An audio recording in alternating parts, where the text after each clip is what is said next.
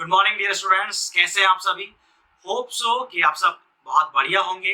बहुत ज्यादा गर्मी कोटा के अंदर पड़ रही है, बट आप अपने घरों में कूलर वाले जो घर आपके या एसी वाले जो घर है वहां पर बढ़िया होंगे, अच्छे होंगे। और होप सो कि आप ये वीडियो देख रहे हो। ऑलराइट, तो मैं आपको बताना चाहूंगा कि इस वीडियो में हम स्टार्ट करेंगे सेल साइकिल को समझना एंड सेल डिवीजन को समझना। ऑलराइट बेटा, सेल साइकिल या सेल डिवीजन जो चैप्टर हमारे 11th क्लास का है और ये चैप्टर नंबर 10 है आपके।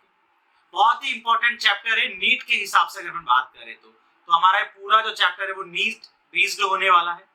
इसमें हम वैसे सारे टॉपिक्स कवर करेंगे जो नीट के पर्पज से बहुत इंपॉर्टेंट है, तो उन सब चीजों को बढ़िया अच्छे से समझेंगे। तो आप बने रहना इस पूरे लेक्चर के अंदर। एक एक चीज, एक एक लाइन को मैं डिस्क्राइब करूंगा, यहाँ पर एक्सप्लेन करूंगा और हम ये जानने का ट्राई करेंगे उसमें कि कौन सी लाइंस आपके एग्जाम्स के लिए या एग्जाम के पॉइंट ऑफ व्यू से बहुत इंपॉर्टेंट है। स्टार्ट करते हैं, अपने लेक्चर्स को स्टार्ट करेंगे और सेल साइकिल और सेल डिवीजन को स्टार्ट करते हैं। तो सबसे पहले हमको मोटा मोटा समझ में आना चाहिए यार सेल के बारे में। ऑलराइट ना, कि सेल क्या होता है। तो देखो, सेल आपको पता है एक ऑर्गेनिज्म की फंडामेंटल यूनिट होती है।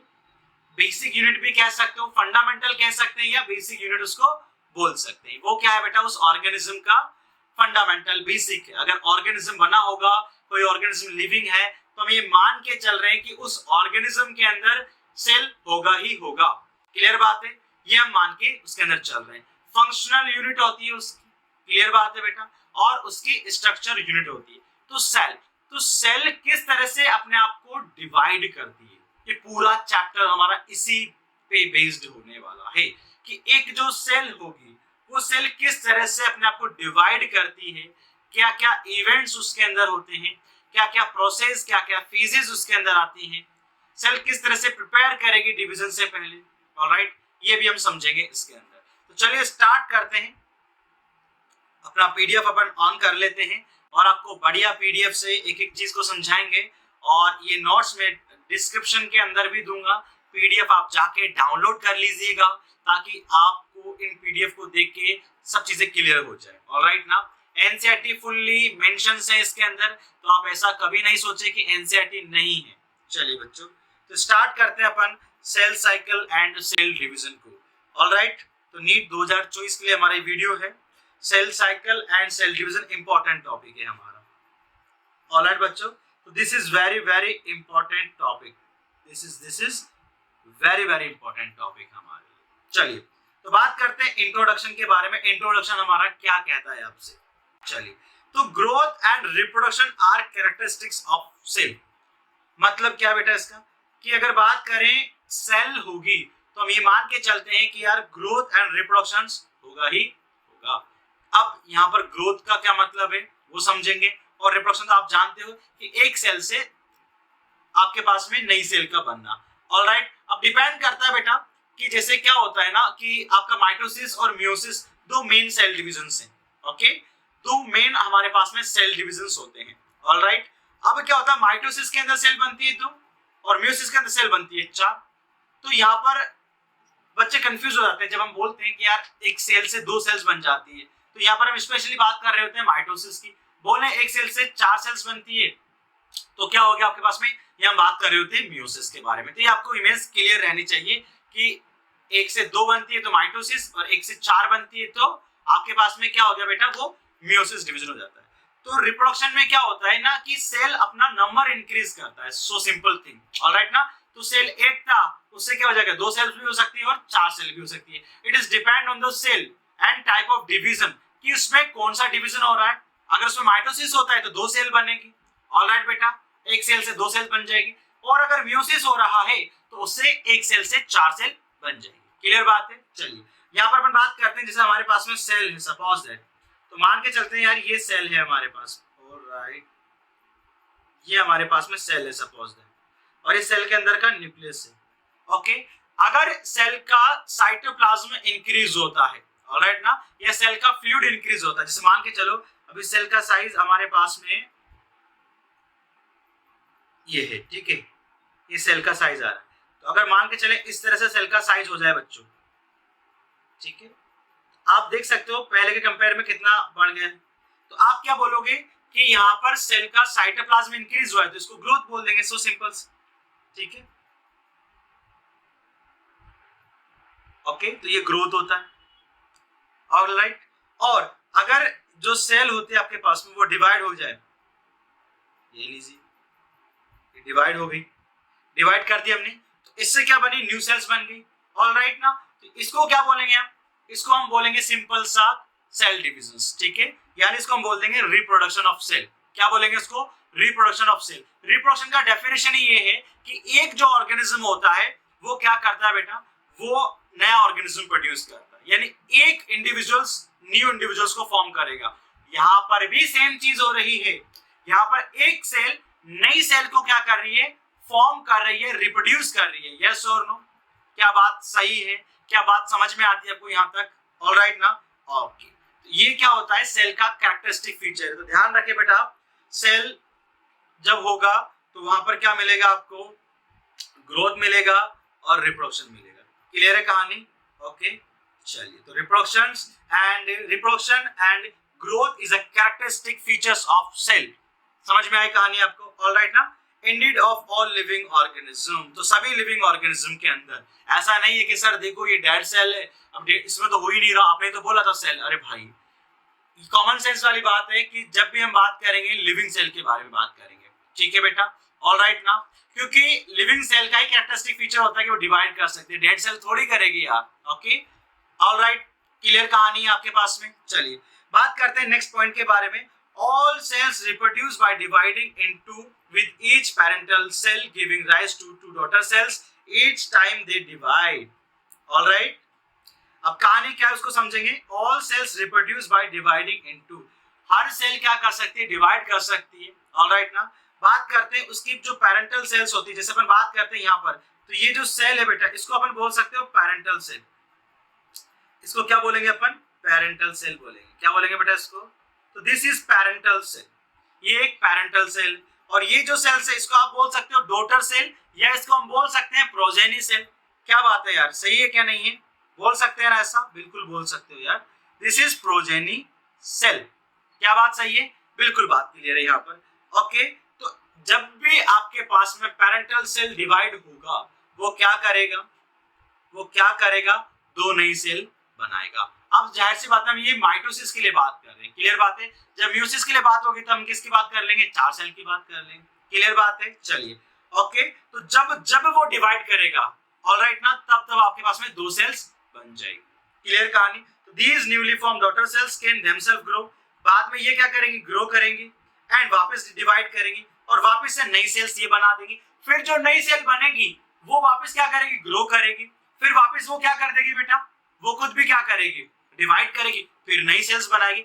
इस तरह से क्या होता है कि सेल पूरा साइकिल में डिवाइड करता है, फिर ग्रो करता है, फिर डिवाइड करता है, फिर ग्रो करता है, फिर डिवाइड करता है। तो पूरा साइकिल चलता है यहाँ पर। ऑलराइट ना, new cell population that formed by the growth and cell division of a single parental cell and its progeny. That mean क्या हो गया कि जो नई सेल का पॉपुलेशन बन रहा है आपके पास में, वो कैसे बनता है, पेरेंटल सेल के डिवाइड होने से, ऑलराइट ना, और पेरेंटल सेल के ग्रोथ होने से।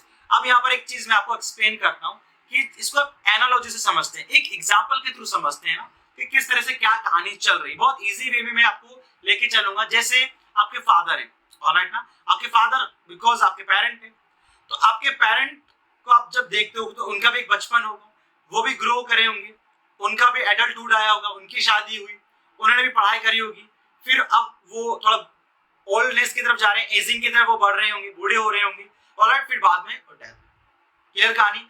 वैसे ही ठीक आपके साथ भी होगा, मेरे साथ भी होगा। एवरी लिविंग एंटिटी या एवरी लिविंग ऑर्गेनिज्म जो इस अर्थ पे प्रेजेंट है, सबके साथ एक क्या होगा बेटा, एक यूनिवर्सल साइकिल है कि सब ने बर्थ लिया है, सब चाइल्डहुड में जाएंगे, फिर उसके बाद क्या होगा, सभी आगे एडल्ट में जाएंगे, उसके बाद सभी एज में होंगे। तो इस तरह से पूरा साइकिल चलता है। इस बीच में सबको पढ़ना भी पड़ेगा, ऑलराइट ना। अब वो सबके अपने अपनी इच्छा होती है, पढ़ाई करे कोई नहीं करे, सबकी शादी भी होगी, वो सबकी इच्छा होती है, बट सबको इस साइकिल से गुजरना तो पड़ेगा। क्या बात सही है कि नहीं है? क्लियर बात है? वैसे यहाँ पर भी क्या होगा, हर एक सेल को क्या करना पड़ता है, सेम साइकिल से गुजरना पड़ता है, ऑलराइट। बट बात करेंगे कुछ सेल्स होंगी जैसे G0 सेल्स की बात करेंगे वो क्या होती है हमारे पास में, ऑलराइट ना। सेंसेस स्टेज की बात करेंगे तो वो मैं समझाऊंगा आपको आगे कि वो किस तरह से सेल साइकिल से बाहर हो जाती हैं, ऑलराइट ना, बट वो आगे समझेंगे हम। यहाँ तक अगर आपको कहानी क्लियर है तो फिर अपन आगे बढ़ते हैं। देखो ये इंट्रोडक्शन चल रहा है, हो सकता है आपको ऐसा लग रहा हो कि यार बहुत इजी चीज है, यस ऑफ कोर्स ये बहुत इजी चीज है। इंट्रोडक्शन चैप्टर का ऐसा ही है हमारे पास में, ऑलराइट ना, क्योंकि बहुत बेसिक से हम लेके चल रहे हैं ताकि आपको हर एक स्टेप, हर एक चीज क्लियर हो जाए। In other words, such cycle of growth and division allow a single cell to form a structure consisting of millions of cells. तो एक्चुअली क्या है, अगर हम बात करना चाहें तो such cycle of growth and division, तो ये जो ग्रोथ हो रही है, ये जो डिवीजन हो रहा है, इससे आप देखते हो कि लास्ट में आपको बहुत सारी मिलियंस ऑफ सेल्स मिल जाएंगी, जो कि क्या बनाती है, आप एक लिविंग ऑर्गेनिज्म बना सकते हैं अगर मल्टी सेलुलर ऑर्गेनिज्म की बात हो रही है तो, ऑलराइट ना। तो consisting of millions of cell, तो क्या बना देंगे वो, मिलियन सेल्स ऑफ बना देंगे, यस और नो। तो एक सेल से मिलियंस ऑफ सेल्स बन सकती है, आप इस बात को समझिए, ऑलराइट ना। एक सेल से मिलियंस ऑफ सेल बन सकती है, बट कैसे बनेगी, जब सेल ग्रो करेगा फिर डिवाइड करेगा तब जाके बनेगी। क्लियर है कहानी यहाँ तक? अगर यहाँ तक पिक्चर क्लियर है आपके माइंड के अंदर, कहानी क्लियर है, तो हम आगे की तरफ बढ़ेंगे। आगे की तरफ बढ़ते हैं। टर्म जो माइटोसिस है, माइटोसिस देखो, माइटो का मतलब होता है थ्रेड, धागा, ऑलराइट ना। तो यहाँ पर माइटोसिस प्रपोज्ड बाय फ्लेमिंग ने उसको प्रपोज्ड किया। इससे पहले मैं आपको डिवीजन ऑफ या सेल डिवीजन के टाइप के बारे में बताता हूँ कि सेल डिवीजन के क्या क्या टाइप होते हैं, एक बार उसको स्टडी कर लेते हैं यहाँ पर, ठीक है। तो यहाँ पर अपन लिख लेते हैं टाइप्स ऑफ सेल डिवीजन, तो हेडिंग डालते हैं बड़े अच्छे से, ओके। तो टाइप्स ऑफ सेल डिवीजन, ये अपना बहुत सुंदर सा हेडिंग डल चुका है बेटा। तो सेल डिवीजन की बात करते हैं तो सेल डिवीजन 3 तरह का होता है, यानी कि अगर बात करें इवोल्यूशन के पॉइंट ऑफ व्यू से सबसे पहले ऑर्गेनिज्म आए होंगे तो सबसे प्रिमिटिव ऑर्गेनिज्म थे। अब वो सबसे प्रिमिटिव ऑर्गेनिज्म थे तो उनके पास अपनी प्रोजेनी को बढ़ाने के लिए कोई अच्छा तरीका तो नहीं था, तो उनके पास सबसे lower class of cell division present था। सबसे इजी कह सकते हो, सबसे सिंपल कह सकते हो, और वो क्या था हमारे पास में, माइटोसिस। सेकंड उसका आगे मतलब उसका थोड़ा सा एडवांस फॉर्म कह सकते हो, देन आफ्टर माइटोसिस आता है। फिर उससे थोड़ा और एडवांस कि जब ऑर्गेनिजम्स को वेरिएशंस की जरूरत पड़ी कि उनको सरवाइव करना है तो उनमें वेरिएशंस होने चाहिए, ऑलराइट ना, तो उसके लिए फिर मियोसिस आ जाता है।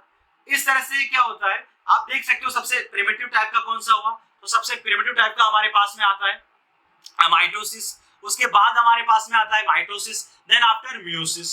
क्लियर कहानी? तो आपसे तीनों के अंदर भी कोई पूछ सकता है कि बताइए सबसे बढ़िया कौन सा है, तो सबसे एडवांस कह सकते हो या सबसे बढ़िया जो होता है वो मियोसिस हो जाता है। मियोसिस क्यों सबसे बढ़िया होता है, उसका एक रीजन है कि मियोसिस के अंदर ना जेनेटिक वेरिएशंस आपको देखने को मिलते हैं, रिकॉम्बिनेशन आपको देखने को मिलेगा, क्रॉसिंग ओवर आपको देखने को मिलेगी। तो क्रॉसिंग ओवर या रिकॉम्बिनेशन की वजह से एक ऑर्गेनिज्म जो है उसके अंदर वेरिएशंस आते हैं जो कि उसको अपनी प्रोजेनी से, अपने पेरेंट्स से थोड़ा सा डिफरेंट बनाता है। उसमें कुछ ऐसे कैरेक्टरिस्टिक्स को लाया जाता है जो कि उसको हेल्प करे उसके एनवायरनमेंट में सरवाइव करने के लिए, ऑलराइट बेटा। तो ये बहुत इंपॉर्टेंट हो जाता है हमारे लिए समझना कि सबसे primitive mitosis, then after mitosis, then after meiosis, alright ना। तो सबसे पहले मैं लिख लेता हूं माइटोसिस को,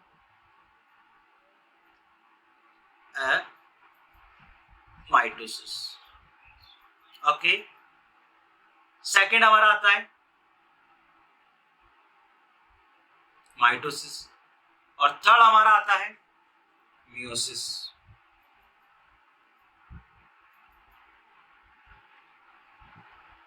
ऑलराइट, चलिए, ओके। तो सबसे एडवांस कौन सा हो गया पता है आपको, meiosis is more advance compare to mitosis and mitosis. चलिए बात करेंगे टर्म जो था माइटोसिस, वो किसने प्रपोज किया, तो इसको प्रपोज किया फ्लेमिंग, ऑलराइट ना। फ्लेमिंग ने इनको प्रपोज किया, फ्लेमिंग साइंटिस्ट थे जिन्होंने माइटोसिस प्रपोज की, टर्म प्रपोज की। ये देखो आप यहाँ पर वॉल्टर फ्लेमिंग का आपको दिख रहा हुआ इमेज, डिस्टिंक्टिव पर्सनालिटी है यहाँ पर, बहुत ज्यादा बढ़िया बियर्ड है, ओके, सूट बूट में। तो साइंटिस्ट देखो ऐसे इतने सुंदर भी होते हैं ना, लोग दिखाते हैं साइंटिस्ट को कि भाई साइंटिस्ट होगा तो एकदम बड़े बड़े बाल, लाइक मतलब पागलों की तरह, है ना, ऐसा ट्रीट किया जाता है। बट साइंटिस्ट ना बहुत डेसिंग भी होते हैं, देख सकते हो कितना गजब का पर्सनालिटी दिख रहा है पिक्चर में। ऑलराइट ना। तो term mitosis proposed by Flemming, Walter Flemming was a pioneer of the cytogenetics. Alright ना। दैट मीन क्या होता है कि वॉल्टर फ्लेमिंग जो थे उनको पायोनियर ऑफ साइटोजेनेटिक्स बोला जाता है। दैट मीन कि साइटोजेनेटिक्स की स्टार्टिंग अगर हुई थी तो वो कहां से हुई थी? फ्लेमिंग से स्टार्ट हुआ। फ्लेमिंग ने ही अपने माइक्रोस्कोप से स्टडी किया और बताया कि किस तरह से सेल डिवाइड होता है, और भी बहुत सारी चीजों के बारे में बताया। तो a field of science that analyse the structure and process in cell nucleus. अब आप पूछ सकते हो सर व्हाट इज साइटोजेनेटिक्स? जैसे सेल बायोलॉजी या साइटोलॉजी आपको समझ में आता है कि sir study of cell and cell organelle and cell function. फिर सेल क्या काम कर रहा है, सेल के अंदर क्या है, अगर कोई पर्सन ये पढ़ता है दैट इज कॉल्ड बायोलॉजी। क्या बोलेंगे इसको? सेल बायोलॉजी, या इसको बोलते हैं अपन साइटोलॉजी, ये इसको बोला जाता है। लेकिन बात करें sir cytogenetics, what is the meaning of this? तो साइटोजेनेटिक्स का बहुत सिंपल मीनिंग है यार कि साइटोजेनेटिक्स मतलब कि जब आप न्यूक्लियस के अंदर ड्यूरिंग द सेल डिवीजन क्या क्या इवेंट चल रहे हैं, ऑलराइट, उसको स्टडी करते हो, that is called cytogenetics. So simple things. Okay, यानी कि न्यूक्लियस को जेनेटिकल हाउस भी बोला जाता है। जेनेटिकल हाउस क्यों? क्योंकि वहीं पर क्रोमोसोम्स प्रेजेंट होते हैं। तो जब आप उसको स्टडी कर रहे हो दैट इज कॉल्ड साइटोजेनेटिक्स। बहुत सिंपल सी चीज है। ओके, तो analyse structure and process in the cell nucleus, that is called cytogenetics. Under a microscope, he was the first person to conduct a systematic study of chromosome during division and called this process mitosis. Actually क्या हुआ कि जब Fleming ना microscope से देख रहे थे तो इनको कुछ न्यूक्लियस के अंदर थ्रेड लाइक स्ट्रक्चर दिखाई दे रही थी। ओके, धागे के समान स्ट्रक्चर थी। वो धागे के समान जो स्ट्रक्चर हुआ करती थी, उन्होंने देखा कि वो पहले थ्रेड लाइक होती है, फिर थोड़ा कंडेंस्ड होती है, फिर बाद में और थोड़ा डिस्टिंक्ट होती है, बढ़िया हो जाती है, फिर बाद में वापस से वही धागे के समान हो जाती है। जैसे हम जन्म लेते हैं, फिर हम पूरा देखते हैं, अपना कैरियर वगैरह बनाते हैं, फिर बाद में मर जाते हैं। मतलब जहां से स्टार्ट हुआ था वहीं पर खत्म हो जाता है। ऑलराइट ना, क्लियर बात है। वैसे ही क्रोमेटिन होता है धागे के समान स्ट्रक्चर्स, बाद में वो क्या होती है बेटा, बाद में वापस से क्रोमेटिन बन जाती है। तो इन्होंने पूरा ये डिटेल में स्टडी किया माइक्रोस्कोप की हेल्प से। ऑलराइट ना, और बिकॉज इनको थ्रेड लाइक स्ट्रक्चर दिखाई दे रही थी, ऑलराइट ना, तो इन्होंने, माइटो का मतलब ही क्या होता है? थ्रेड, धागा। ऑलराइट ना, क्या बोलते हैं उसको? धागा या थ्रेड बोलते हैं। तो इसलिए इन्होंने क्या टर्म दे दिया? इन्होंने टर्म दे दिया माइटोसिस। क्या बात सही है? तो माइटोसिस टर्म देने का श्रेय, क्रेडिट अगर किसी को जाता है तो हु? Walter Fleming. क्या बात सही है? He is a pioneer of, या he was pioneer of cytogenetics. मतलब समझ में आता है आपको साइटोजेनेटिक्स का? फिर अपन आगे की तरफ बढ़ते हैं। अब यहाँ पर एक टर्म आती है माइटोसिस डिवीजन, क्या होता है? ऑलराइट ना, तो मैं आपको हल्का सा इंट्रोडक्शन देना चाहूंगा यहाँ पर माइटोसिस का कि व्हाट इज माइटोसिस। तो माइटोसिस ना एक ऐसा सेल डिवीजन होता है बच्चों कि जिसमें जितना क्रोमोसोम नंबर अपने पेरेंट के पास होता है उतना ही किसके पास होगा? उसकी जो सेल बन रही है प्रोजेनी, उसके पास होगा। ऑलराइट ना, और वहां पर क्रोमोसोम में कोई ज्यादा वेरिएशंस नहीं आता, ये वेरिएशन आता ही नहीं है। जैसा क्रोमोसोम पेरेंट के पास था और जिस क्रोमोसोम पे जो जीन अपने पेरेंट के पास थी वही हमारे पास होती है। तो इसलिए क्या होता है कि हमारी मोस्टली कैरेक्टर हमारे पेरेंट के जैसे होंगे। ऑलराइट ना, अगर हमारे पास में इस तरह की चीज चल रही है। जैसे मैं आपको एक एग्जांपल से समझाता हूँ। यहाँ पर अपन एक सेल बनाते हैं और उसे समझाते हैं, ठीक है? तो यहाँ पर आप देखेंगे कि ये सेल है, सपोज दैट ये सेल, ओके, और इस सेल के अंदर क्रोमोसोम नंबर मान के चलो n है, n मान लेते हैं, कोई दिक्कत वाली बात नहीं है। अब क्या हुआ, सेल ग्रो करेगी, तो ग्रो करा दो पहले सेल को, ये लो ग्रो कर गई सेल, ठीक है। अब ग्रो कर गई तो बाद में क्या होगा, इसमें सेल डिवाइड होगा, तो ये दो सेल बना दिए यहाँ पर, ओके। तो यहाँ पर क्या होता है, जितना क्रोमोसोम नंबर कहां पर प्रेजेंट होता है, पेरेंट के पास होता है, उतना किसके पास होता है बेटा, प्रोजेनी के पास होगा। क्या बात सही है? और यहाँ पर नो वेरिएशंस, तो मैं लिख देता हूं साफ साफ, there is no variations, okay. Variation नहीं होता है और पेरेंट और प्रोजेनी बिल्कुल सेम दिखाई देती है। जब आप स्टडी करेंगे आप डिफरेंशिएट ही नहीं कर सकते हैं कि यार कुछ डिफरेंस है उसके अंदर। आप बिल्कुल सब कुछ आपको किसकी तरह दिखाई देगा, सब कुछ आपको दिखाई देगा यार पेरेंट है और ये हमारा प्रोजेनी, आपको डिफरेंस उसमें दिखाई नहीं देगा। इस चीज के लिए टर्म यूज करते हैं अपन क्लोन। आपने पढ़ा होगा 12th क्लास में अगर आप ड्रॉपर बेच के हैं, ओके, या सुना होगा क्लोन के बारे में। ओके, तो क्लोन में जो प्रोजेनी होती है वो आइडेंटिकली एंड जेनेटिकली अपने पेरेंट के जैसी होती है, ठीक है, उनका कंप्लीट मॉर्फोलॉजी अपने पेरेंट से मैच करेगा। यहाँ पर अपने पास में क्लोन आई थिंक आपको क्लियर हो गया होगा कि व्हाट इज क्लोन। तो mitosis produce genetically identical sales which are also similar to the mother cells या जो उनके parent cell होती है उनके जैसा। What is the meaning of genetically identical? That means जैसा genes composition या जैसा genome उस parent के पास में है या उस mother cell के पास में है वैसा का वैसा ही genetical composition या genome उस progeny के पास में होगा। अब आपको पता है जो genetical composition जैसा जीन है, अब जीन तो हमारे कैरेक्टर के लिए रिस्पॉन्सिबल होता है, यानी every character which you see in your body वो सब किस पे डिपेंड करता है, इट डिपेंड ऑन जीन, वो जीन पे डिपेंड करता है। तो जैसा आपके पास जीन होगा वैसा आपका कैरेक्टर होगा। अब बिकॉज आपका जीन आपके पेरेंट के जैसा है दैट मीन क्या हो गया बेटा, आपके कैरेक्टर भी तो आपके पेरेंट के जैसे होंगे, चाहे से वो मॉर्फोलॉजिकल कैरेक्टर हो या एनाटॉमिकल कैरेक्टर्स हो। ऑलराइट ना, तो जब आपके मॉर्फोलॉजिकल कैरेक्टर और एनाटॉमिकल कैरेक्टर्स बिल्कुल सेम है तो हम क्या बोल देते हैं उसको, क्लोन बोलते हैं उसको क्या बोला जाएगा, उसको क्लोन बोला जाएगा। चलिए आगे बात करते हैं। किस एक क्वेश्चन है साइंटिस्ट के माइंड में, क्वेश्चन घूम रहा था। साइंटिस्ट आपको पता है कि बहुत ज्यादा क्यूरियस स्पीसीज मान के चलो, बहुत ज्यादा क्यूरियस होते हैं साइंटिस्ट, मतलब वो ना इतने ज्यादा क्यूरियस होते हैं कि आप कहोगे यार यहाँ भी कोई सोच सकता है, ऐसा भी कोई सोच सकता है। जैसे आपने एक साइंटिस्ट है, उनका नाम तो सुना होगा, उनका नाम बता सकते हो आप, बहुत फेमस साइंटिस्ट है। फिजिक्स में न्यूटन की बात होती है ना, न्यूटन की बात होती है यार, मतलब आप सोच के देखो, this is very very common थी। वो कितने क्यूरियस थे, उनके अंदर एक साइंटिस्ट वाला नेचर स्टार्टिंग से कि वो इतने ज्यादा क्यूरियस थे कि वो बैठे हुए थे, मस्त हवा खा सकते थे, एप्पल के पेड़ के नीचे वो एप्पल खा सकते थे, बट नहीं, उनका ध्यान गया इस बात पे कि ये नीचे ही क्यों आया, व्हाट इज द रीजन, ऐसी क्या चीज है इस अर्थ में कि वो कोई भी चीज जिसको हम ऊपर थ्रो करते हैं वो नीचे ही आती है, व्हाट इज द रीजन। तो that is the level of curiosity of the scientist. Alright ना, और जब आप क्वेश्चंस करते हैं आपको आंसर भी मिलते हैं, आपको बस एफर्ट लगाना होता है उसके लिए कि यार मुझे इसका आंसर चाहिए। तो दिस टाइप ऑफ क्यूरियोसिटी आपको लानी चाहिए आपके एग्जाम्स में। ये पाया गया है कि स्टडी के टाइम पीरियड में कि जो भी ज्यादा एग्जाम्स को क्रैक करते हैं ना स्टूडेंट्स, ऑलराइट ना, मतलब सपोज दैट अगर 100 बच्चे मैं लेता हूँ नीट के एग्जाम के लिए और उन 100 बच्चों के अंदर हम चेक करें कि यार इन 100 बच्चों में 20 बच्चों का सिलेक्शन हुआ है, तो 80 बच्चों का जो सिलेक्शन नहीं हुआ है या 20 बच्चों का जो सिलेक्शन हुआ है उसमें क्या खासियत। तो 20 बच्चे जो सिलेक्ट हुए हैं उनमें सबसे ज्यादा क्यूरियोसिटी पाई गई, वो क्यूरियस थे किस, उनमें डिफरेंट डिफरेंट तरह के क्वेश्चंस होते हैं। क्यूरियस कैसे, हाउ टू आई सिलेक्ट, मैं कैसे सिलेक्ट हो सकता हूँ, मुझे कैसा प्रैक्टिस करना है, मुझे क्या करना है, क्यूरियस होते हैं वो, हर क्वेश्चंस करते हैं मुझे, अच्छा इस टॉपिक से कैसे क्वेश्चन आ सकते हैं, ऑलराइट ओके, इससे पहले कैसे क्वेश्चन आए, क्यूरियस। तो जितना ज्यादा आप क्यूरियस होंगे उतने कम आप एग्जाम में फ्यूरियस होंगे। बहुत सिंपल कॉन्सेप्ट है, जितने ज्यादा आप एग्जाम से पहले क्यूरियस रहेंगे उतने कम आप एग्जाम में फ्यूरियस होंगे। फ्यूरियस मतलब होता है डिस्टर्ब।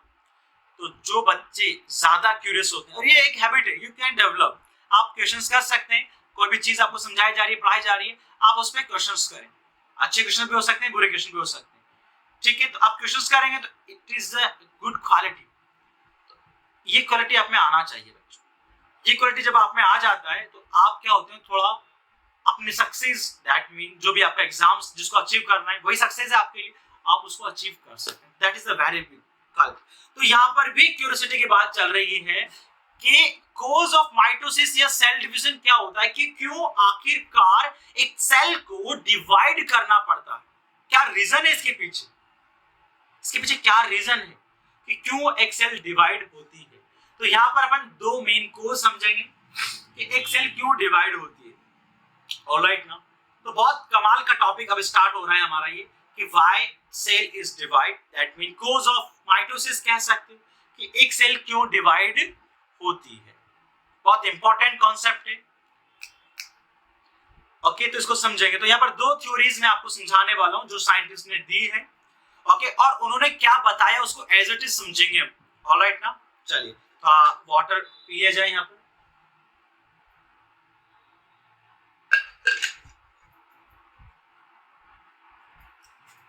चलिए, तो हमारा फर्स्ट थ्योरी है कर्न प्लाज्म थ्योरी। कौन सा बेटा? कर्न plasm theory.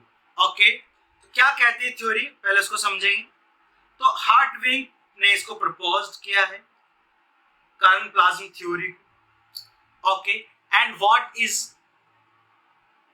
what is Hartwig say about this theory about the cause of mitosis? वो क्या कहते हैं उसको समझेंगे। तो according to this theory, mitosis occur due to disturbance of karyoplasmic index Ki और nucleocytoplasmic ratio of cell. Okay, तो what is Ki? Ki क्या होता है उसको समझे। Vn, Vc minus Vn. What is Vc and what is Vn? तो Vn volume of nucleus, Vc volume of cell, volume of cell minus volume of nucleus. All right ना, that is called volume of cytoplasm. अब actually क्या होता है इसको समझना। तो ये क्या बोलते हैं, इन्होंने एक चीज पाई कि यार सेल डिवाइड कब होती है, जब वो ग्रो करती है। ग्रो मतलब क्या हो गया, उसका साइटोप्लाज्म इंक्रीज हो रहा है, मतलब उसका सेल फ्लूइड इंक्रीज हो रहा है, यूं कह के चलो। तो इन्होंने क्या किया, उसको एक साइंटिफिक टर्म दिया कैरियोप्लाज्मिक इंडेक्स KI। ये इसको बोलते हैं न्यूक्लियोसाइटोप्लाज्मिक इंडेक्स। क्या बोलते हैं इसको? न्यूक्लियोसाइटोप्लाज्मिक इंडेक्स या रेशो भी बोल सकते हो। दैट मीन अगर कोई सेल पहले कैसा था, ओके, अब वो ग्रो कर चुका है, दैट मीन उसका साइटोप्लाज्म इंक्रीज होगा, उसका न्यूक्लियोप्लाज्म इंक्रीज होगा। ओके, तो एक्चुअली क्या होता है कि जो पहले की जो सेल, जैसे मैं इसको आपको डायग्राम से समझाता हूँ, बहुत इजीली समझ में आ जाएगा। ओके, तो यहाँ पर अपन इसको समझते हैं, थोड़ा सा इसी टॉपिक को समझेंगे। ऑलराइट ना, चलिए, तो यहाँ पर मैं बहुत अच्छे से आपको एक्सप्लेन करता हूँ। जैसे सपोज दैट आपका ये सेल है, ऑलराइट बेटा, और ये उसके अंदर न्यूक्लियस होगा। ओके, मान के चलो इसमें साइटोप्लाज्म और न्यूक्लियोप्लाज्म, ठीक है, उसका निकाल लेते हैं अपन। कितना आ रहा है? 5 मान लो यार आप, तो है ना, ऐसा 5 मान लो, कोई दिक्कत वाली बात नहीं। ओके, ठीक है। अब क्या हो गया, सेल ग्रो कर रहा है, ग्रो करा देते हैं भाई इसको।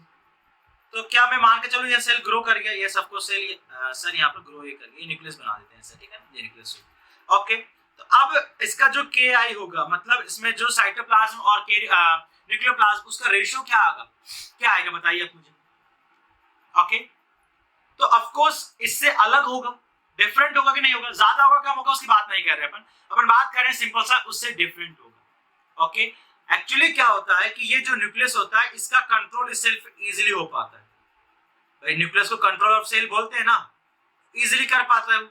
बट क्या होता है जब इसका दायरा बढ़ता है, देखो दायरा बड़ा है यहाँ पर, हालांकि मैंने छोटा बनाया है, बट फिर भी आप समझ सकते हो कि हाँ सर थोड़ा बड़ा है सेल यहाँ पर ग्रोथ के टाइम पीरियड में, तो ये ग्रोथ वाली फेज होती है। ओके, तो एक्चुअली क्या होता है, फिर इस न्यूक्लियस के लिए इसको कंट्रोल कर पाना बहुत ज्यादा मुश्किल हो जाता है। तो अब ये प्रॉपर तरीके से कंट्रोल नहीं कर सकता इस कंप्लीटली सेल को। अब आपको पता है every metabolic reaction is controlled by nucleus. कोई भी नई चीज बनेगी उसमें न्यूक्लियस का क्या है बेटा, रोल होगा। ओके, बट अब क्या हो रहा है, सेल का जब साइज बढ़ चुका है तो वहां पर वो अपना काम अच्छे से नहीं कर पा रहा, अच्छे से काम नहीं कर पा रहा है। तो फिर क्या होगा, तो फिर कहानी हमारी क्या कहती है कि सेल को क्या करना पड़ता है, डिवाइड करना, और इस तरह से फिर आपकी दो सेल्स बन जाती है। ताकि दो न्यूक्लियस बन जाए और सेल डिवाइड हो गया तो क्या हो जाए आपके पास में, तो आपके पास में क्या हो जाए, तो आपके पास में एक एक सेल के लिए एक पर्टिकुलर न्यूक्लियस हो जो आराम से उसकी सेलुलर एक्टिविटीज को कंट्रोल कर सके। इसको एक एनालॉजी से समझो, आप एक एग्जांपल से समझो। जैसे मान के चलो कोई फेमस टीचर है, बहुत अच्छा बहुत फेमस टीचर है, ओके, बहुत ही ज्यादा फेमस टीचर ले लो, ठीक है, उनका बेच, ओके, तो उनका बैच है तो फिर क्या, जैसे सपोज उनके बैच में बहुत बच्चे आने स्टार्ट, पहले वो 20 बच्चों को पढ़ा रहे थे और उनका जो क्लासरूम का मतलब जो वॉल्यूम है एक तरीके से वो कितना है, 20 से 25 बच्चे इजीली आ जाते हैं, ठीक है। और वो जो टीचर है वो 20 से 25 बच्चों को इजीली पढ़ा पाता है, सब बच्चों को समझ में भी आ जाता है क्योंकि टीचर का पूरा फोकस उन्हीं बच्चों पे रहता है। लेकिन अगर मैं बात करूं आपसे कि अगर इस क्लासरूम का अगर बात करें वॉल्यूम मतलब सेल मतलब बच्चे बढ़ा दें, पहले 25 आ रहे थे अब 50 कर दे, तो क्या वो टीचर उतना एफिशिएंटली हर बच्चों को समझा पाएगा? कहीं ना कहीं डिस्टर्बेंस होगा। तो इसलिए क्या करते हैं, हम सेपरेट बैच बना देते हैं। ओके, ऐसा होता है, आप देखना आपके भी सेपरेट बैचेस होते हैं। वो क्यों होते हैं? वो इसलिए बैच बनाए जाते हैं ताकि हर एक बच्चे को समझ में आ सके और टीचर कंट्रोल कर सके उस पूरी क्लास को। ये पर्पस होता है। यस और नो? क्लियर कहानी है? तो सेम चीज यहां पर टीचर का काम कौन कर रहा है? Nucleus, and cell is like a class. तो जब आपका पूरा मटेरियल बढ़ रहा है, साइटोप्लाज्म के अंदर सारी चीजें बढ़ रही हैं, तो फिर न्यूक्लियस कंट्रोल नहीं कर पाता है एवरी एक्टिविटीज को। तो फिर न्यूक्लियस भी क्या कहता है, ओके अब मैं डिवाइड करता हूँ, नया टीचर हायर करता हूँ या पेज बना देता हूँ ताकि मैं वहां जाके बाद में उसको पढ़ा लूंगा। ऐसा होता है, ठीक है। तो ये चीज हमारे पास में, ये आपको समझना है, ऑलराइट ना? ठीक है, तो चलिए बात करते हैं। तो यहाँ पर एक फॉर्मूला आता है हमारे पास में, बहुत कमाल का फॉर्मूला है ये। इस फॉर्मूला को आप समझेंगे तो KI मतलब कैरियोप्लाज्मिक इंडेक्स, आप इसकी जगह पर CI भी लिख सकते हैं, साइटोप्लाज्मिक, या CN भी लिख सकते हैं, मतलब साइटोप्लाज्मिक न्यूक्लियोप्लाज्मिक इंडेक्स, वो भी लिख सकते हैं। करेक्ट है कहानी? चलिए, VN मतलब वॉल्यूम ऑफ न्यूक्लियस, ऊपर आपको रख देना है। VC मतलब क्या होता है? VC मतलब volume of cell, total volume cell का कितना होता है? टोटल वॉल्यूम सेल का पता है आपको, volume of nucleus and volume of, अगर बात करें टोटल वॉल्यूम कितना होता है तो टोटल वॉल्यूम सेल का कितना होगा? वॉल्यूम, तो अपन बात करें TC,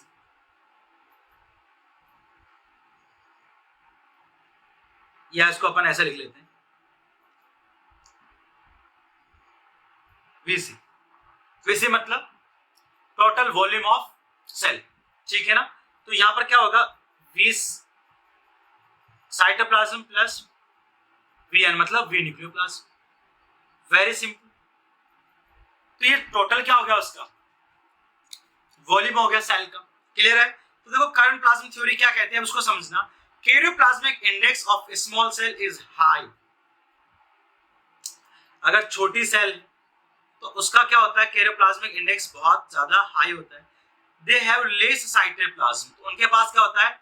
बहुत कम साइटोप्लाज्म होगा और उसका न्यूक्लियोप्लाज्म थोड़ा ज्यादा होता है। ऑलराइट ना?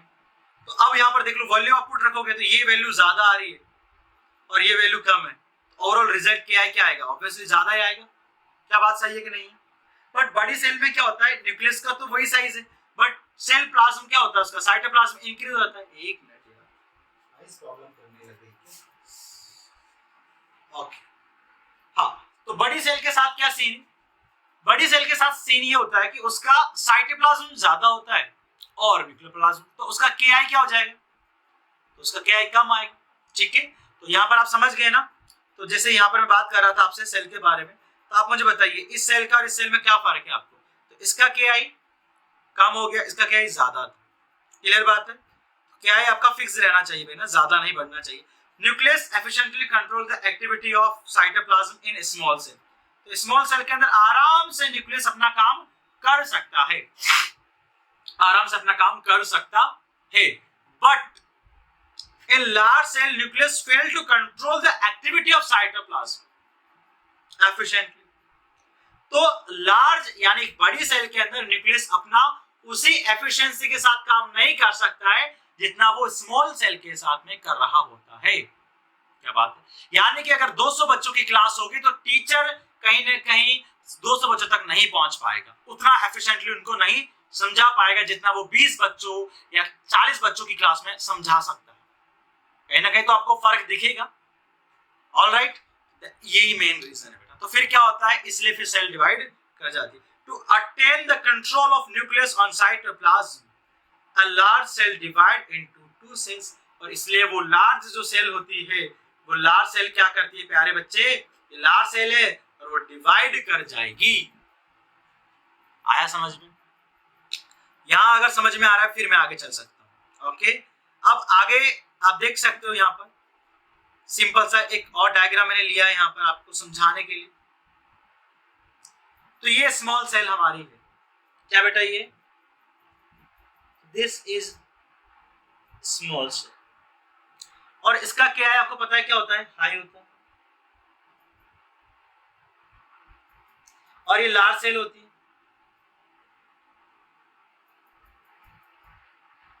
इसका क्या है, लो होता है।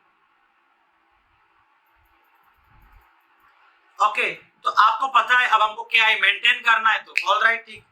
तो यहां पर ये लो, दिख रहा है आपको, इस तरह से दो सेल्स बना देंगे ताकि वो वापस से कंट्रोल अटेन कर सके, है ना, वही कंट्रोल रख सके जो था। एक और थ्योरी आती है हमारे पास में, सरफेस वॉल्यूम रेशो क्या कहता है, सरफेस वॉल्यूम रेशो क्या कहती है। तो सरफेस वॉल्यूम रेशो का भी कहना वही है जो आपके पास में current plasm theory by Hartwig का कहना था, बट इनका वर्ड्स अलग हो गए, इनके शब्द अलग हो गए, और वो शब्द क्या अलग हो गए वो समझते हैं अपन, है ना, उसको समझना स्टार्ट करते हैं, ठीक है। तो surface volume ratio is also consider as a cause of cell division, मतलब कुछ साइंटिस्ट ना इस थ्योरी का भी क्या करते हैं, सपोर्ट करते हैं। वो कहते हैं कि यार एक ये रीजन भी है, बट अगर मैं बात करूं, मैं अगर आपको समझाना चाहूं, जैसे सपोज दैट अपने पास आपने देखा होगा एक सिक्का होता है, तो एक सिक्के के दो पहलू हैं, मतलब दोनों है सेम चीज, बस टेक्निक्स समझाने की थोड़ी अलग हो गई। वहां पर आपने इसको कैरियोप्लाज्मिक इंडेक्स के थ्रू समझा दिया है, यहाँ पर अपने इसको सरफेस रेशो के हिसाब से या सरफेस वॉल्यूम के हिसाब से समझा दिया। जैसे समझना, surface volume ratio is also considered cell division. When a cell grow, its size, its volume increase more than its surface। मतलब कि जब एक सेल ग्रो होता है, ठीक है, जैसे एक सेल देखो यहाँ पर, तो एक सेल यहाँ पर ग्रो हो रहा है, यहाँ पर आप देख सकते हो इस चीज को, ये रहा, ये सेल है, तो ये हमारे पास में सेल है, क्या भाई, ये आपके पास में ये सेल है। तो ये सेल का अगर बात करें, जब ग्रो होता है तो इसका वॉल्यूम उतना ज्यादा इंक्रीज होता है कि इसका सरफेस कम पड़ जाता है। जैसे अगर बात करें, बलून हो गया, बलून में आप हवा बहुत भर रहे हो, बट उसकी सरफेस लिमिटेड है, तो वॉल्यूम ज्यादा हो गया, सरफेस कम हो गया। ओके, जैसे अपन बात करें volume high,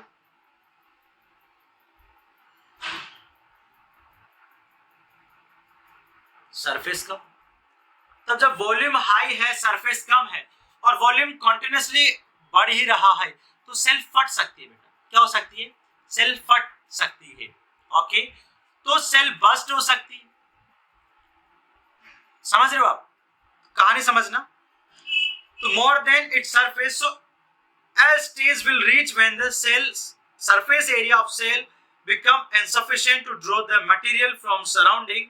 At such critical stage, cell increase its surface volume ratio by the cell division। तो एक्चुअली क्या होता है कि जितना, मतलब सेल जब ग्रो करती है तो उसका वॉल्यूम इतना ज्यादा बढ़ जाता है, इतना ज्यादा बढ़ जाता है कि उसका सरफेस कम पड़ गया, तो सेल को अनकंफर्टेबिलिटी हो रही है, अनकंफर्टेबल हो गया सेल, न्यूक्लियस भी अनकंफर्टेबल हो जाए। और एक और रीजन यहाँ पर है कि सेल फट भी सकता है, अगर एनिमल सेल की बात करें तो फट जाएगा इजीली। प्लांट सेल के पास मान के चलते हैं यार, क्या होता है, सेल वॉल होती है, बचा सकती है उसको, तो फिर क्या होता है, ऑलराइट, तो फिर उस अनसफिशिएंटी को खत्म करने के लिए क्या होता है, अपन को अब क्या करना पड़ेगा, सरफेस एरिया बढ़ाना पड़ेगा। और सरफेस एरिया कैसे बढ़ जाएगा, आप डबल सेल कर दो, बहुत सिंपल सी कहानी है। ओके, तो यहाँ पर हम क्या कर देंगे, सेल को डिवाइड कर देंगे। तो यहाँ पर एक रीजन क्या निकल के आ गया, ये लो, तो यहाँ पर ये रीजन भी हो गया हमारे पास, ठीक है। तो ये लो, सेल ने डिवाइड कर दिया, तो सेल डिवीजन के थ्रू सरफेस एरिया इंक्रीज किया जाता है। तो कुछ साइंटिस्ट इसका भी क्या करते हैं, समर्थन करते हैं। ओके, इसको भी वो महत्व देते हैं कि यार हाँ, एक ये भी है। हालांकि बात वही है, अगर आप उसके पीछे की साइंस को समझेंगे तो आपको क्या ही समझ में आ जाएगा आराम से। तो एक ही थ्योरी है, एक मान के चलो, ओके, क्योंकि कॉन्सेप्ट दोनों का ही सेम है। हाँ, लैंग्वेज अलग है, समझाने का तरीका दोनों का अलग हो जाता है। बात करते हैं सेल साइकिल के बारे में आगे। Cell division is very very important process in all living organism. Why? ये मेरा क्वेश्चन है आपसे, क्यों कह रहे हैं मैं सब? क्योंकि हमने एक ऊपर एक लाइन पढ़ी थी बच्चों कि ग्रोथ एंड रिप्रोडक्शन, ओके, आपने अगर 5 कैरेक्टरिस्टिक फीचर्स पढ़े हैं, 5 पैरामीटर्स पढ़े लिविंग ऑर्गेनिज्म के, जिसमें ग्रोथ आता है, रिप्रोडक्शन आता है, फिर मेटाबॉलिज्म आता है, और फिर आपके पास में सेल आता है, एंड फिर आपके कॉन्शियसनेस आता है। एक cell growth and reproduction show करेगी, ओके, बाय सेल डिवीजन। क्या बेटा? By cell division. तो सेल जब डिवाइड होगी तब वो ग्रो करेगी, ओके, करेक्ट कहानी है, आपको बहुत अच्छे से समझ में आ रहा है आपको। तो during the division of cell, all right ना, क्या होता है? डीएनए का रेप्लिकेशन होता है, सेल ग्रोथ होती है, ये सब दोनों चीजें भी उसके अंदर होगी। तो ध्यान रखना, why cell division is very very important. अगर सेल डिवीजन नहीं होगा, सेल ग्रो नहीं करेगी, आपके पास में सेल के नंबर नहीं बढ़ेंगे। अगर ये नहीं होगा तो आप सोचो, इस बात को समझो कि आप जाइगोट थे, जाइगोट ही रह जाओगे। समझ रहे भाई? हम जाइगोट से इतना बड़े ऑर्गेनिज्म कैसे बने? अगर क्वेश्चंस दे दिया जाए कि हम जाइगोट से इतने बड़े कैसे बने, तो उसके पीछे एक रीजन है, और वो रीजन क्या है? Mitosis cell division. Mitosis cell division is responsible for our growth. वो हमारी ग्रोथ के लिए बहुत ज्यादा इंपॉर्टेंट है। यस और नो? तो अगर ये नहीं होता तो हम ग्रो नहीं कर पाते। तो सेल क्या करती है? ग्रो करती है, फिर डिवाइड करेगी, इससे नंबर इंक्रीज होते हैं। तो इसलिए मिलियंस ऑफ सेल्स बन जाती है हमारी बॉडी के अंदर, और इस तरह से एक मल्टीसेलुलर ऑर्गेनिज्म का डेवलपमेंट होता है। देखो कितना इंपॉर्टेंट है। अगर सेल डिवीजन नहीं होता, सपोज दैट, तो आज भी हम क्या होते हैं? यूनिसेलुलर ही होते हैं। अगर इवोल्यूशन के पॉइंट ऑफ व्यू से समझे, इवोल्यूशन क्या कहता है? इवोल्यूशन कहता है कि हम क्या थे? हम यूनिसेलुलर ऑर्गेनिज्म हुआ करते थे पहले, बट धीरे धीरे during the evolution some changes आए एनवायरनमेंट में, और हमने मल्टीसेलुलर्स बने, फिर उससे थोड़ा सा और आपके पास में इवोल्यूशन हुआ, और इवोल्यूशन में क्या हुआ आपके पास में? आज कंडीशंस आपके सामने। तो we are result of evolution, we are result of evolution. Alright ना? ये इवोल्यूशन की थ्योरी समझाती है हमको, कहती है इवोल्यूशन की थ्योरी। चलिए तो आगे बात करते हैं। All this process, cell division, DNA replication and cell growth, hence have take to place in a coordinate way to ensure correct division and formation of progeny cell containing intact genome. Very important line. भाई होता क्या है actually? क्या cell division ऐसे ही हो जाता है? नहीं बेटा, देखो सेल डिवीजन बहुत ही सेंसिटिव प्रोसेस है। Many proteins are involve in cell division, many proteins, और सेल डिवीजन का एक कोऑर्डिनेट वे में होना बहुत ज्यादा जरूरी है। तो सपोज दैट सेल डिवीजन हुआ, नई सेल्स बनी, अब उनके अंदर डीएनए का वो ग्रो करेंगी, फिर डीएनए का रेप्लिकेशन होगा, फिर वापस से सेल डिवाइड करेंगी। तो ये सीक्वेंस जो है सेल डिवीजन का, फिर ग्रोथ का, फिर आपके पास में वापस से रेप्लिकेशन का डीएनए का, फिर वापस से डिवीजन का, ये सीक्वेंस एक कोऑर्डिनेट वे में होता है। दैट मीन क्या हो गया? ऐसा ही नहीं है कि सेल का जब मन पड़ा वो ग्रो कर गई, जब मन पड़ा वो डिवाइड कर गई, ऐसा बिल्कुल भी नहीं है। क्लियर है कहानी? एक सेल आपके पास में डिवाइड करता है, ठीक है, फिर वो ग्रो करेगा, डीएनए रेप्लिकेशन होगा, फिर डिवाइड करेगा। तो ये पूरा सीक्वेंस जो चलता है वो चलता है बिकॉज ऑफ जीन्स। तो cell cycle and cell division work करता है under the control of genes. वो जीन्स कुछ प्रोटीन्स बनाती हैं, वो पार्टिसिपेट करेगा आपकी सेल डिवीजन में एंड सेल साइकिल में। मैं पढ़ाऊंगा आपको चेक पॉइंट्स के टाइम में कि साइक्लिन प्रोटीन्स क्या होती हैं, सीडीके क्या है, वो किस तरह से आपकी सेल डिवीजन को रेगुलेट करते हैं। ऑलराइट बेटा, तो सेल डिवीजन का एक कंट्रोल वे में होना बहुत ज्यादा जरूरी है, बिकॉज अगर सेल डिवीजन कंट्रोल वे में नहीं होता है ना प्यारे बच्चे, तो फिर आपको कैंसर हो सकता है। Cancer is nothing, cancer is nothing, cancer is a irregular cell division. तो सेल जब इरेगुलर वे में डिवाइड होना स्टार्ट कर देगी तो आपकी बॉडी में ट्यूमर्स बनना स्टार्ट हो जाएंगे। क्या बनना स्टार्ट हो जाएंगे बेटा? आपकी बॉडी के अंदर ट्यूमर्स बनना स्टार्ट हो जाएंगे, आपकी बॉडी के अंदर ट्यूमर्स बनेंगे, और इट इज नॉट गुड, ये सही नहीं है। ट्यूमर्स का बनना हमारे लिए सही नहीं है, बिकॉज कैंसर हो जाएगा। और कैंसर हो जाएगा तो फिर डेथ, मर जाएंगे। तो समझ में आया आप? Very very important. ये बहुत माइक्रो लेवल पे चीजें चल रही हैं। सेल के अंदर, न्यूक्लियस के अंदर हम पूरा रिसर्च कर रहे हैं, पूरा जान रहे हैं इसको। Very very complicated process, but बहुत इजी वे में हम समझ रहे हैं, और साइंटिस्ट ने भी बहुत इजी वे में इसको एक्सप्लेन कर दिया, एवरी रीजंस दिए। ऐसी चीज होती है तो क्या रीजन है, ये हो रहा है तो क्या रीजन है। ऑलराइट ना, चलिए तो बात करते हैं सेल साइकिल के बारे में आगे। The sequence of events by a cell duplicate its genome. What is the meaning of genome? Genome is a genetic composition of a cell. Alright, जैसे हमारे अंदर भी कंपोजिशन होता है। या जीनोम को आप सिंपल सा अगर समझना चाहो ना, तो आप समझ सकते हो haploid nature of the chromosomes. आप इसको ऐसा भी कह सकते हो कि आपके पास में एक सेट जो क्रोमोसोम का, जैसे किसी ऑर्गेनिज्म के पास, जैसे हमारे पास बात करते हैं, हमारे हिसाब से जीनोम क्या होगा, तो हमारे हिसाब से क्या हो गया, जीनोम को कैसे डिफाइन करेंगे हम, कि हमारे एक सेल के अंदर 46 क्रोमोसोम्स होते हैं, दो सेट है क्रोमोसोम्स के, एक सेट में 23 होता है, एक सेट में 23 होता है, वो एक ही सेल में न्यूक्लियस में प्रेजेंट होते हैं। तो जो एक सेट है क्रोमोसोम्स का, उसमें सारे जीन्स हैं, ओके, दूसरे सेट में सारे जीन्स आपके पास में होंगे। ऑलराइट ना, तो मतलब दो सेट क्रोमोसोम्स के हैं, तो एक सेट में जीन्स होंगी और दूसरे सेट में जीन्स होंगी। ऑलराइट बेटा, और यहाँ पर थोड़ा लाइट चला गया है तो मैं पॉज करता हूँ 1 मिनट। तो लाइट चला गया था तो अपन वापस स्टार्ट करते हैं। ओके, 1 मिनट रुक जाना, मुझे वापस से थोड़ा रिकॉर्डिंग का देखना पड़ेगा, ये रिकॉर्डिंग मुझे वापस स्टार्ट करनी पड़ेगी। चलिए अपना रिकॉर्डिंग स्टार्ट हो गया। ओके, तो हम जीनोम को एक्सप्लेन कर रहे थे प्यारे बच्चे। जीनोम क्या होता है? तो जीनोम क्या होता है? It is a haploid set of chromosome, आप कह सकते हो। तो हैप्लॉइड सेट ऑफ जो क्रोमोसोम्स है वो क्या है बेटा? वो जीनोम हो जाएंगे। तो आप ऐसे जीनोम को एक्सप्लेन कर सकते हो, ठीक है, ये जीनोम होता है।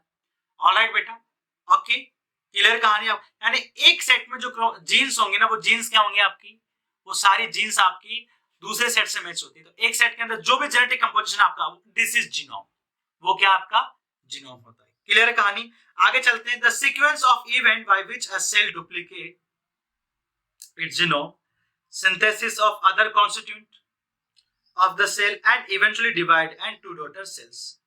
इसको टर्म क्या बोलते हैं अपन? इसको सेल साइकिल बोलेंगे। क्या बोलेंगे इसको? सेल साइकिल्स बोला जाता है। क्लियर है कहानी आपके पास में? तो कहानी क्या है? सिंपल सा है यार, कि सेल अपना जो जेनेटिक कंपोजिशन है, जीन्स है, उसको डुप्लीकेट करेंगे। बहुत सिंपल, सेल के अंदर जो सेल ऑर्गेनेल्स होंगे उनको डुप्लीकेट किया जाएगा। Alright, then after cell divide हो जाएगी।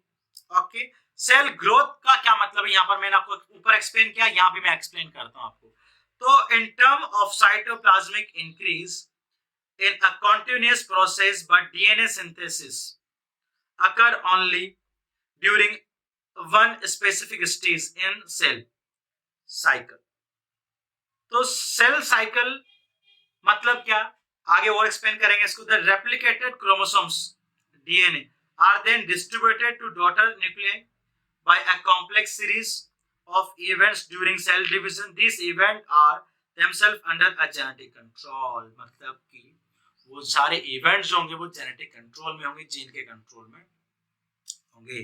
तो सेल ग्रोथ का मैंने आपको मतलब समझाया था। सेल ग्रोथ मतलब कुछ नहीं है, बहुत सिंपल चीज है कि साइटोप्लाज्म का इंक्रीज होना। ऑलराइट ना, साइटोप्लाज्म अगर बढ़ रहा है that is called cell growth.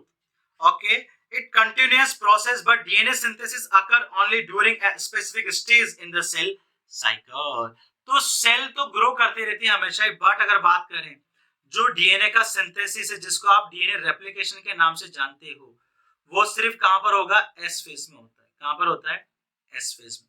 इसलिए इस एस फेज को अपन बोलते हैं डीएनए सिंथेसिस फेज। क्या बोलते हैं इसको? सिंथेसिस फेज, या इसको बोलते हैं डीएनए सिंथेसिस फेज, इसको बोला जाता है। क्या कहानी क्लियर है बच्चों? ऑलराइट ना, चलिए बात करते हैं। The replicated chromosomes DNA that mean are then distributed to daughter nuclei by a complex series। तो जो आपके पास में एस फेज में डीएनए का रेप्लिकेशन हुआ है, डीएनए जस्ट डबल हुआ है, तो इस डीएनए को डिस्ट्रीब्यूट कर दिया जाता है दो सेल्स के अंदर, और वो कॉम्प्लेक्स प्रोसेस होती है हमारी। और वो कॉम्प्लेक्स प्रोसेस कौन सी है हमारी? वो कॉम्प्लेक्स प्रोसेस हमारी होती है बेटा माइटोसिस। मतलब एम फेज, जिसमें प्रोफेज आता है, मेटाफेज आता है, एनाफेज आता है, टीलोफेज आता है। ये सब मैं एक्सप्लेन करूंगा आपको आने वाली क्लासेस के अंदर। तो this is very very important concept. Okay, अब आता है फेजेस ऑफ सेल साइकिल क्या होता है हमारे पास में। तो मैं आपको यहाँ पर फेजेस ऑफ सेल साइकिल के बारे में बताना चाहूंगा। तो अ टिपिकल यूकैरियोटिक जो सेल होता है बेटा, एक टिपिकल यूकैरियोटिक सेल है यहाँ पर, ऑलराइट ना। तो अपन ने यूकैरियोटिक सेल्स को स्टडी कर रहे हैं पहली बार। ओके, और इसके लिए साइंटिस्ट ने बहुत सिंपल सा एक सेल लिया था। ओके, इसको एक्सपेंड करने के लिए सैक्रोमाइसिस सेरेविसी, जो कि एक ईस्ट होता है, जो कि एक फंगाई होती है बेटा। क्या होती है कि ये फंगाई होती है, ऑलराइट ना। तो cell cycle is illustrated by human cell in culture. This cell divide once in approximately. तो हमारी जो सेल्स होती है, ह्यूमन सेल की बात करें तो कितने में डिवाइड हो जाएगी, 24 आवर्स में डिवाइड होती है। ऐसे जो डिवीजन ड्यूरेशन होता है एवरी सेल का डिफरेंट डिफरेंट होता है। बैक्टीरियल सेल का अलग होगा, और बैक्टीरियल सेल में भी सब जो भी बैक्टीरिया होंगे उनका अलग अलग हो सकता है। ह्यूमन सेल की बात करें तो हमारा सेल का डिवीजन अलग अलग होता है, मतलब डिवीजन ड्यूरेशंस, कि हमारा सेल कितना क्या कर रही है, डिवाइड कर रही है, कितना टाइम ले रही है डिवीजन के अंदर, वो अलग अलग सेल का अलग अलग होता है। The time period of cell cycle is varied from organism to organism and also from cell type to cell type. Prokaryotic है, यूकैरियोटिक है, प्लांट है, बैक्टीरियल है, ऑलराइट, और ऑर्गेनिज्म टू ऑर्गेनिज्म तो करेगा इससे। Example, yeast can progress through cell cycle only 90 minutes. 90 minute के अंदर ईस्ट, जो कि सैक्रोमाइसिस सेरेविसी, जिसको आप बेकर्स ईस्ट भी बोलते हो, बेवरेज ईस्ट भी बोलते हो, ऑलराइट ना, वो कितने में बेटा, वो 90 मिनट के अंदर अपने आप को डिवाइड कर लेती है, ऑलराइट ना। बात करते हैं यहाँ पर अपन सेल साइकिल इन्वॉल्व 2 स्टेजेस। अगर ब्रॉडली लेवल पे देखें तो सेल साइकिल में 2 स्टेजेस होती हैं, एक होती है इंटरफेज और एक है आपके पास में यहाँ पर डिवीजन फेज, ठीक है, जिसको अपन एम फेज भी बोलते हैं। एक्चुअली इंटरफेज को आप आई फेज भी बोल सकते हो। क्या बोल सकते हैं आप इसको,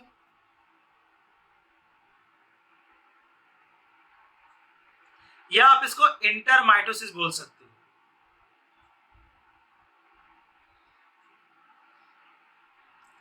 क्योंकि ये 2 माइटोसिस के बीच की फेज होती है, 2 माइटोसिस की बीच की फेज होती है, इसलिए इसको इंटरमाइटोसिस भी बोला जाता है। क्लियर बात है।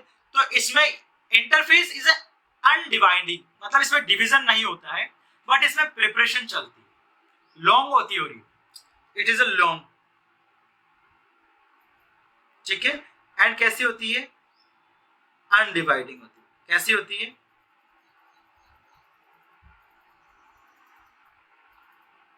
अनडिवाइडिंग। डिवीजन फेज की बात करें, इसको एम फेज बोला जाता है। इसमें 4 फेजेस आती हैं बेसिकली, ऑलराइट ना, prophase, metaphase, anaphase and telophase. और अगर थोड़ा और अच्छे से समझाऊं, मैं आपको एक्सप्लेन करूं इसको, कि एम फेज को भी 2 फेज में आप बांट सकते हो। एक्चुअली एम फेज को ना अपन डिवीजन फेज बोलते हैं। क्या बोलते हैं इसको, डिवीजन फेज। क्यों बोलते हैं, क्योंकि इसमें डिवीजन होता है।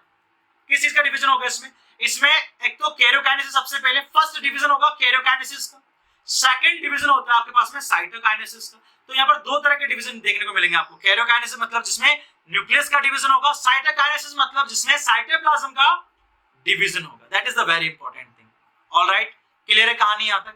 अगर यहाँ तक कहानी क्लियर है, फिर अपन आगे बढ़ सकते हैं, आगे समझ सकते हैं बेटा इस चीज को, ठीक है। तो मैं आपको यहाँ पर एक्सप्लेन करता हूँ कि किस तरह से चीजें चलेंगी। तो देखो यहाँ पर सेल ग्रोथ जो होगी आपके पास में, डीएनए रेप्लिकेशन है, प्रिपरेशन ऑफ माइटोसिस हो गया, सेल डिवीजन हो गया, ठीक है। तो कहानी समझे आप, ओके। कहानी क्या है हमारे पास में, तो यहाँ पर आपके पास में पूरा का पूरा डायग्राम जो है वो एक सेल साइकिल का दे रखा है। तो सेल साइकिल में इंटरफेज, इंटरफेज के 3 फेजेस याद रखें। ये इंटरफेज है आपके पास में, देखो यहाँ पर, ये देखो, ये पूरा आपको इंटरफेस दिख जाएगा यहाँ पर, ऑलराइट ना। तो सबसे लॉन्ग फेज होती है, सबसे लंबी होती है, मतलब ये मान के चलो 95% जो टाइम होता है एक सेल वो अपना तैयारी में बिता देता है, इंटरफेज में बिता देता है, okay. Interphase is known as preparation phase. क्या बोलते हैं इसको, प्रिपरेशन फेज बोलते हैं। इसको ऐसे समझो, मैं आपको इसके लिए भी एक एनालॉजी दूंगा यहाँ पर, बहुत अच्छा कॉन्सेप्ट है। जैसे आप लोग नीट का तैयारी कर रहे हैं, मान के चलता हूँ अगर आज से आप तैयारी करने स्टार्ट करते हैं तो आपके पास अप्रोक्सीमेटली 10.5 से 11 महीने का समय आपके पास होगा, ऐसा मान के चलते हैं, ठीक है। ओके, इतना समय आपके पास में है। तो इस समय में आप क्या करेंगे, एग्जाम देंगे, या फिर आप मेन एग्जाम आप देंगे, या फिर आप उसकी तैयारी करेंगे, और जो मई के समथिंग आपका पेपर होगा उसमें आप एग्जाम देंगे? बोलो, बोलिए। Of course. तो ये जो आपका समय है वो क्या है? ये आपका प्रिपरेशन का टाइम पीरियड है। तो प्रिपरेशन का टाइम पीरियड देखो हमेशा सबसे ज्यादा होता है, ध्यान रखना, क्योंकि प्रिपेयर करने के लिए हमको ज्यादा समय चाहिए। जैसे विराट कोहली की बात करें, अब विराट कोहली को चौका मारना है, सीखना है, कवर ड्राइव सीखना होगा, तो क्या विराट कोहली कुछ चंदों में सीख गए होंगे इसको? नहीं बेटा। तो उन्होंने तैयारी में ज्यादा समय दिया होगा विराट कोहली ने, देन आफ्टर वो उसमें परफेक्ट हुए। तो तैयारी में हमेशा समय लगेगा, आपको इस बात का आप मान के चलें। अगर टीचिंग की बात करें, टीचर्स ऐसे बन जाते हैं कि नहीं बनते, समय लग जाता है टीचर्स बनने में, साल, 2 साल, 3 साल, 4 साल, 5 साल, 6 साल, 10 साल, मैनी टाइम्स बहुत समय लगता है, स्पेंड होता है इसमें। हर काम में प्रिपरेशन में बहुत समय लगेगा, ध्यान रखना। यहाँ पर जब बात कर रहे हैं सेल साइकिल के बारे में, तो वहां पर भी सेम चीज है।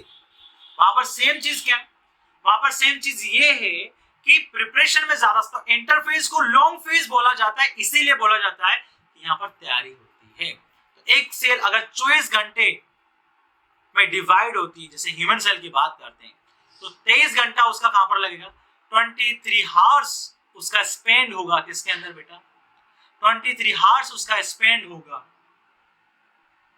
कहां पर? इंटरफेस में। ऑलराइट ना, चलिए तो सबसे पहले बात करते हैं इंटरफेस की फर्स्ट फेज के बारे में, जिसको अपन क्या बोलते हैं बेटा? जिसको हम बोलते हैं G1 फेज। फिर आती है S फेज, फिर आती है G2 फेज।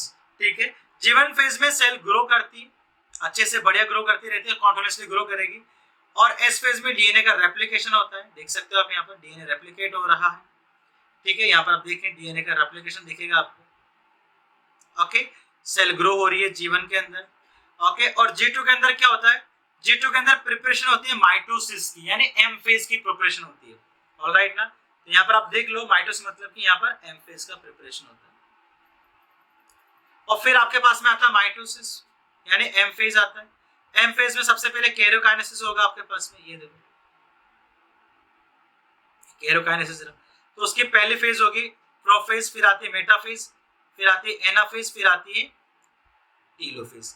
फिर आपके पास में आता है साइटोकाइनेसिस, क्या आता है? जिसमें सेल डिवाइड कर जाएगी। अब एम फेज खत्म होने के बाद सेल पर डिपेंड करता है कि सेल जो, जैसे सपोज दैट यहाँ पर 2 सेल्स बनी मान के चलो, तो डिपेंड करेगा आपके पास में कि सेल G1 के अंदर जाती है या G0 के अंदर जाती है। ऑलराइट ना, G0 मतलब कि एक ऐसी स्टेज होती है जिसमें सेल डिवीजन नहीं करती है। ऑलराइट ना, वो डिवाइड नहीं करेगी। ओके, वो क्या होती है? इनएक्टिव स्टेज में चली जाती है। तो वो डिवीजन के बिहाफ में, प्रोलिफेरेटिंग की बात करें तो प्रोलिफेरेशन मतलब डिवीजन के बिहाफ में वो डिवाइड नहीं करती है, पर वो डेड नहीं होती, इस बात का ध्यान रखें, उसमें मेटाबॉलिक एक्टिविटी चलती है। मैं आपको समझाऊंगा, आगे समझाऊंगा पूरा G0 फेज क्या होती है, कंप्लीट स्टडी कराऊंगा इसकी G0 फेज के बारे में। ऑलराइट, लेकिन यहाँ से क्वेश्चन पूछा जाता है कि सेल कब G0 में एंटर करती है, तो बताइए आप किसके बाद में एंटर करती है? तो यहाँ पर क्या खत्म हुआ है सर? एम फेज खत्म हुई, तो एम फेज के बाद में एंटर करती है। This is a NEET question, पूछा जाता है बेटा ये, तो बहुत इंपॉर्टेंट चीज होगी हमारे लिए। ठीक है, बहुत इंपॉर्टेंट चीज होगी आपके पास में। ऑलराइट ना, ये हमारा सेल साइकिल मैंने आपको समझाया यहाँ पर। ठीक है, तो जस्ट इंट्रोडक्शन था। अब अगली स्टेज, अगली जो क्लास होगी हमारी, उस क्लास के अंदर मैं आपको इंटरफेस को समझाता हूँ। ऑलराइट ना, अच्छे से समझेंगे। ओके, और ये इंट्रोडक्शन वीडियो था हमारा, इसलिए हमने थोड़ा सा इसको 1 आवर का खींच दिए। ऑलराइट ना, बट आगे के वीडियोस अपन थोड़े छोटे बनाएंगे और बहुत इजी बनाएंगे, ताकि आपको चीजें समझ में आ सके। टॉपिक वाइज बनाएंगे ताकि आप इजीली उसको कवर अप कर पाए, है ना? ऑलराइट बेटा, तो आगे हम बात करेंगे नेक्स्ट लेक्चर के अंदर, जिसमें हम बात करने वाले हैं इंटरफेस के बारे में, डिटेल से स्टडी करेंगे और कुछ क्वेश्चन प्रैक्टिस भी मैं आपको उसमें कराने वाला हूं। तो होप सो कि आपको ये लेक्चर बहुत अच्छा लगे, बहुत चीजें क्लियर हुई होंगी, बहुत चीजें समझ में आई होंगी। बट फिर भी अगर मान के चलते हैं कुछ डाउट्स आपके हैं, कुछ कंफ्यूजन्स आपके हैं, तो आप क्या कर सकते हैं, आप कमेंट सेक्शन में आपके डाउट्स को मेंशन कर सकते हैं कि सर ये चीजें हैं।